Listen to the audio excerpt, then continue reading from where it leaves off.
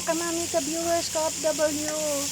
Ito po, pagkatapos ko pong maglinis at maglaba ngayong araw na to, ay nagluto na po ako ng kanin na basmati at nagprito po ako ng tuyo. Ang sarap ng tuyo na to, bigay ni Rosel at ni Chris.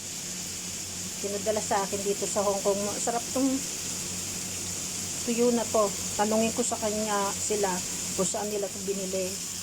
By the way, ako nga pala ang di pa po nakakakilala kay Mami Lu. Ako po si Mami Lu ng Hong Kong.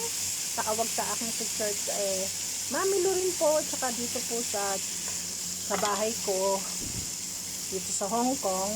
And then, eto na po. Thank you kay Lord dahil 67 years old na ako. Pinirmahan pa rin ako ni Among.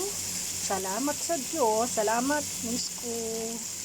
Ito po, nag-gisa po ako ng bawang, kamatis at luya with isang sili na malaki. At ito po tangkay muna ng talbos ng kamote at tangkay ng sayote.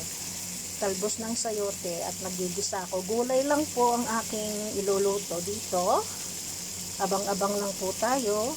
Nilagyan ko muna po ito ng 3 tasang tubig. At palalambutin ko muna po ang tangkay ng talbos ng sayote at talbos ng kamote. Dahil ito po ay matigas, kaya ito muna unahin natin bago po yung mga dahon. Hintay lang po. Ayan po mga kamami. Ayan, nilagyan ko po nito yung mushroom na yan.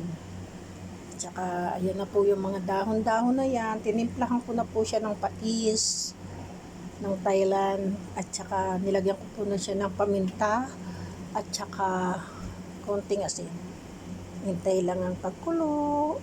Hello po mga kamami, naluto na po tong gulay ko. Ang yummy naman talaga. Ayan pa rin. Kakain na ako mga kamami. Bye!